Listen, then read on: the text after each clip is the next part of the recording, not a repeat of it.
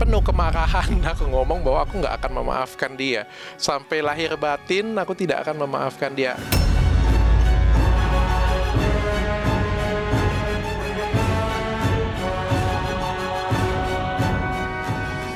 Kalau kamu tanya dengan saya, dok, kenapa dokter komentar seperti itu, dok? Ya, kan saya sudah bilang, ada kesakitan dalam kepedihan dalam hati saya. Wajarlah, sebagai manusia wajarlah keluar kayak gitu.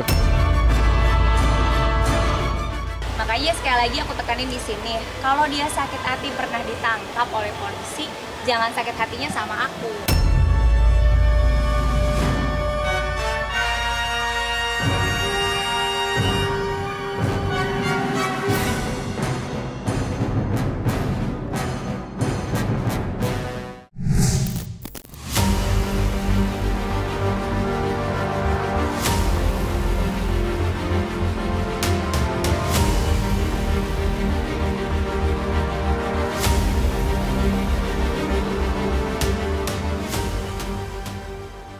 Belakangan ini nama Dr. Richard Lee dan artis Kartika Putri kembali ramai menjadi perbincangan banyak orang. Usai keduanya kembali terlibat perseteruan panas hingga saling serang satu sama lain. Dari situ dapat diketahui jika hubungan keduanya tidak baik-baik saja pasca perseteruannya 2 tahun yang lalu. Hubungan Dr. Richard Lee dan Kartika Putri yang kembali memanas tampak saat Kartika Putri tak segan membalas unggahan Dr. Richard Lee di media sosial pribadinya. Lantas, apa yang sebenarnya dirasakan Dr. Richard Lee hingga enggan menyambut permintaan maaf Kartika Putri? Dan seperti apa pula tanggapan Dr. Richard Lee yang akan dilaporkan kembali oleh Kartika Putri?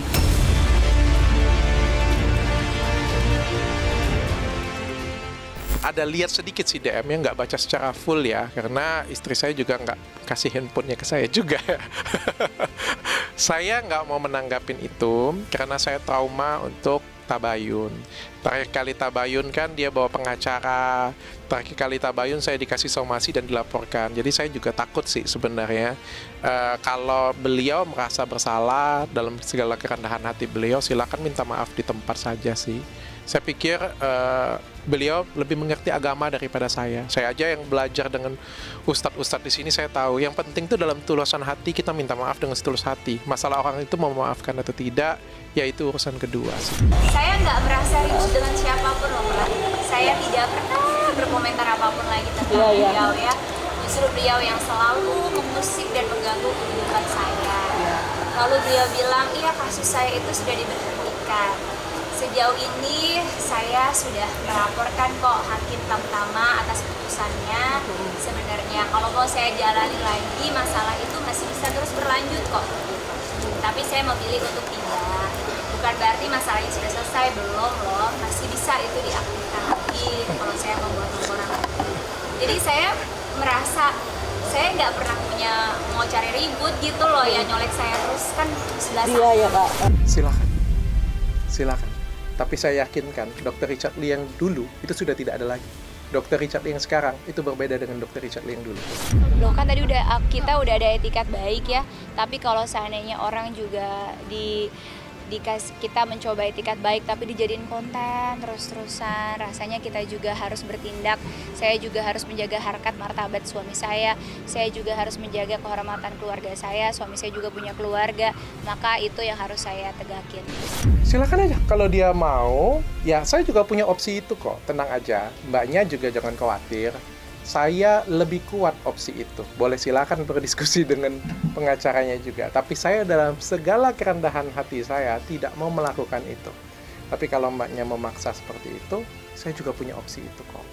Saya nggak pernah ganggu kehidupan pribadi dia, saya nggak pernah mengikut campurin dia lagi viral, dia lagi berantem sama siapa, saya nggak pernah mengganggu, saya nggak pernah komentar, atau saya menunggangi, atau bahkan saya mengambil kesempatan dalam kesempitan, saya nggak pernah.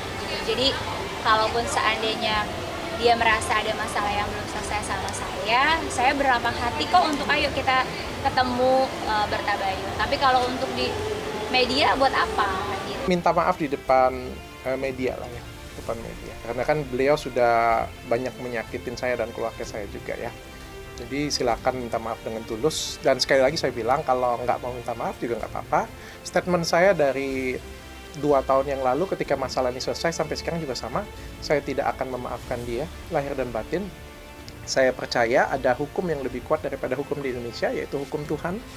Biar nanti hukum Tuhan yang akan membalasnya. Kalau sampai akhirnya beliau minta maaf dan saya memaafkan, baru akan saya cabut statement saya tersebut. Dia malah menjadiin konten lagi. Gitu, dia bilang diajakin tabayun lagi tapi takut di-prank. Ingat ya Dokter Richard, saya nggak pernah nge-prank Anda sama sekali, nggak pernah. Kenapa waktu itu kita tabayun dan akhirnya saya laporkan ke polisi? Karena dokter tidak berhenti memfitnah saya, menggiring opini negatif, dan dokter juga tidak meminta maaf gitu. Itu aja sih yang aku sayangin gitu. Jadi hari ini yang paling penting aku sudah mencoba itikat baik untuk bersilaturahmi, tapi kalau dianggap sama dia konten terus, cukup aku menilai juga, oh berarti memang dia tidak ada itikat baik.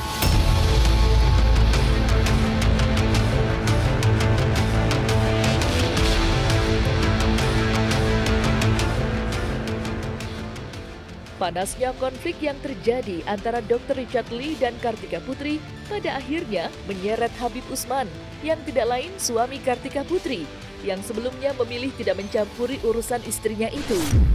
Habib Usman mengaku geram dengan sikap Dr. Richard Lee yang tidak menyambut niat baik istrinya yang ingin tabayun. Justru sebaliknya, ia menyinggung Dr. Richard Lee yang kerap menyerangnya lewat unggahan di media sosialnya. Kartika Putri sendiri mengungkapkan jika apa yang terjadi pada Dr. Richard Lee hingga membuat dirinya harus menerima hukuman penjara tidak lain karena tindakannya sendiri. Lantas seperti apa Dr. Richard Lee menanggapi itu semua?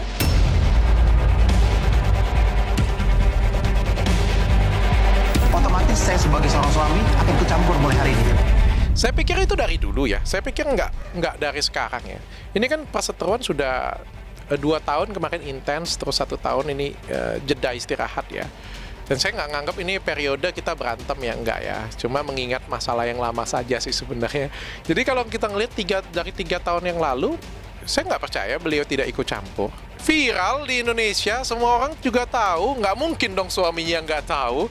Nggak mungkin dong suaminya nggak nasehatin dia atau nggak memberi pandangan. Atau jangan-jangan kan temenin. Makanya sekali lagi aku tekanin di sini, kalau dia sakit hati pernah ditangkap oleh polisi, jangan sakit hatinya sama aku. Dia juga harus introspeksi diri, kenapa aku melaporkan dia pada saat itu. Dan yang kedua, dia 2 kali ditangkap paksa oleh polisi itu atas laporan kepolisian sendiri atau LPA, bukan atas laporan aku. Gitu. Dan juga jangan merasa seperti terzolimi gitu. Padahal dia juga pernah mau memenjarakan aku dengan melaporkan aku 2 kali di Palembang. Tapi laporannya nggak jalan karena memang tidak ada cukup bukti gitu. Habis itu dikomentarin bahwa yang dia dipenjara karena ini. Saya heran, ya gimana ya? Aku juga takut nih kalau ketemu dengan dia jangan-jangan pakai pengacara lagi nanti. Atau pakai apa nanti? Kalau mau sampai kapan saya tidak mengganggu, maka itu saya tidak melaporkan. Kalau saya pengen mengganggu, saya melaporkan. Tapi ada sesuatu hal yang harus saya kenang seumur hidup saya. Saya mengedukasi masyarakat. Saya kasih tahu tentang skincare abal-abal. Saya pernah dilaporin, saya pernah disomasi, saya pernah dijemput, saya pernah dipenjara. Hal tersebut harus saya bawa seumur hidup saya. Tenang saja, Mbak. Podcast saya bertahun-tahun ke depan akan saya bawa terus. Karena itu adalah value dalam hidup saya dan menjadi suatu kewajaran. Dan ini adalah value bagi hidup saya. Dan saya berhak membawa ini sampai kapanpun. Dan saya akan ceritakan dengan anak cucu saya. Inilah kebanggaan seorang Dr. Richard Lee yang memperjuangkan untuk ngasih edukasi ke masyarakat sampai harus seperti ini. Aku masih ingat ya pada waktu statement aku keluar dari peradilan kemarin menang, aku malah dengan penuh kemarahan aku ngomong bahwa aku nggak akan memaafkan dia. Sampai lahir batin aku tidak akan memaafkan dia karena kemarahanku ya gitu ya. Terus aku ngomong kayak gitu dengan bangganya, dia juga kagak minta maaf. Jadi kayak gimana bisa damai coba kan? Semua aku sendiri semuanya, aku nggak mau lah. Kalau dari saya kan pasti ada suatu kewajaran, ada rasa kebencian, ada rasa kekesalan ya dari dalam diri ya. Bagaimanapun juga kan saya pernah dijemput paksa, saya pernah dilaporkan, saya pernah dipenjara 1 kali 24 jam. Walaupun 1 kali 24 jam, saya pernah masuk ke penjara yang paling dalam, paling dingin, paling jelek. Di sebelah saya pencopet, perampok, pembunuh. Belum pernah kan? Saya sudah pernah merasakan itu. Jadi itu pengalaman nggak terlupakan bagi saya dan sakitnya saya ya. Makanya pasti akan saya ceritakan dengan teman-teman, dengan orang-orang, dengan masyarakat terus-menerus. Pasti kamu nggak akan bisa mencegah saya menceritakan hal itu. Ya, itu adalah titik terendah bagi hidup saya, di mana seorang Dr. Richard yang katanya mengedukasi masyarakat, ngebantuin cewek-cewek di luar sana, wanita-wanita luar sana, seperti itu kan ya. Bukan hanya bagi saya, tapi juga titik terendah bagi mama saya, bagi papa saya, bagi istri saya juga, dan bagi keluarga besar saya.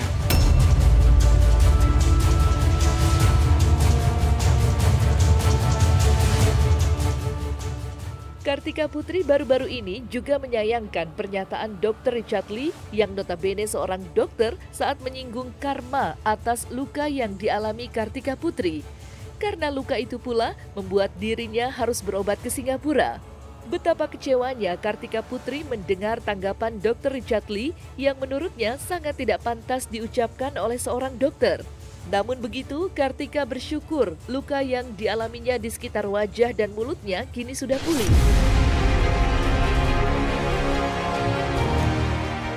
Alhamdulillah kurang dari seminggu udah banyak banget kemajuan, perbaikan. Ya, alhamdulillah.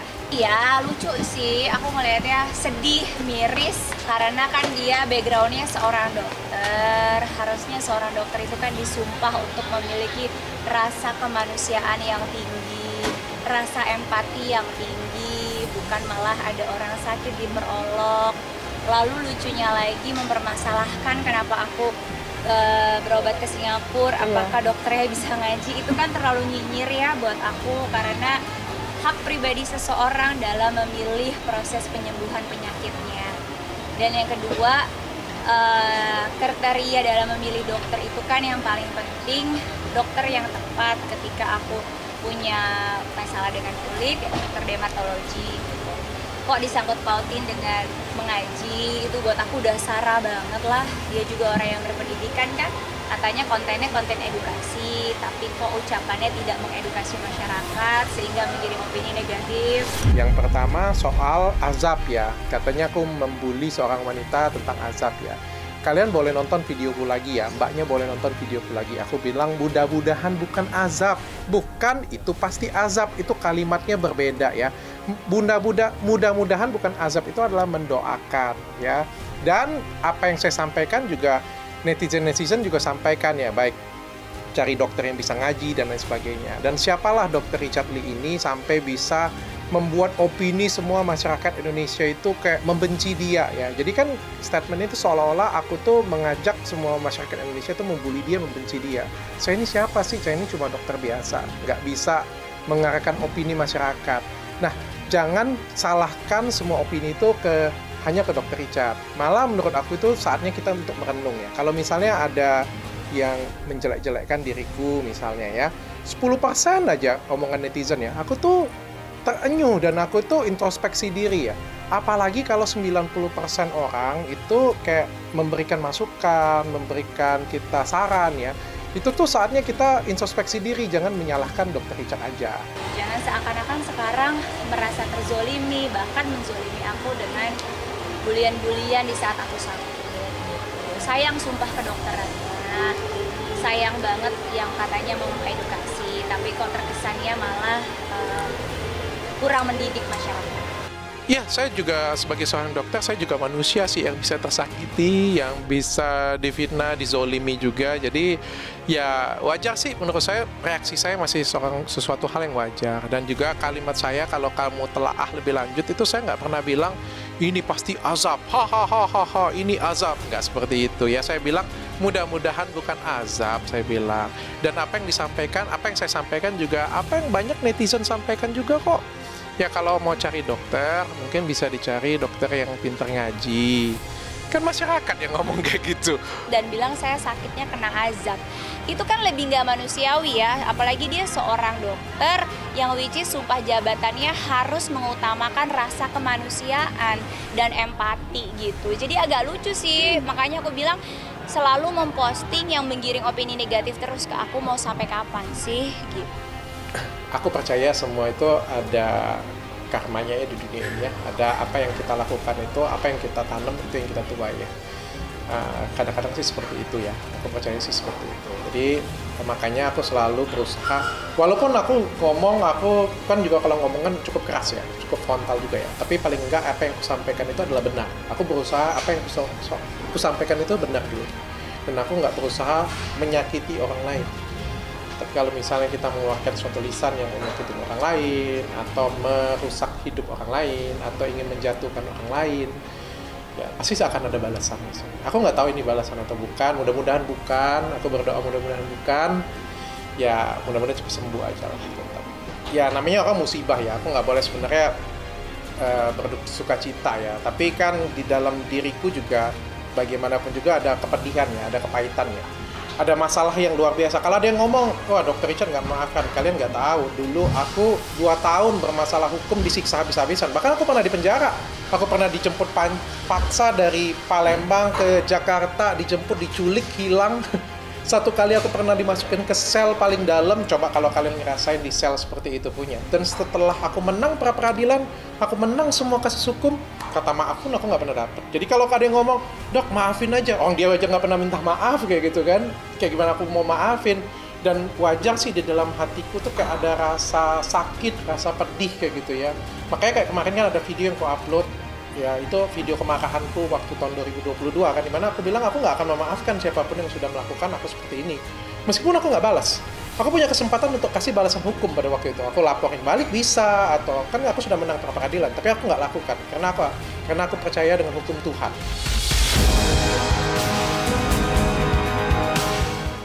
Nah, selesai sudah Cumi Lovers. Saksikan terus Cumi Camp In Depth, kabar lengkap, mendalam, dan akurat dari narasumber terpercaya. Dan jangan lupa untuk like, subscribe, dan juga share channel YouTube Cumi Cumi.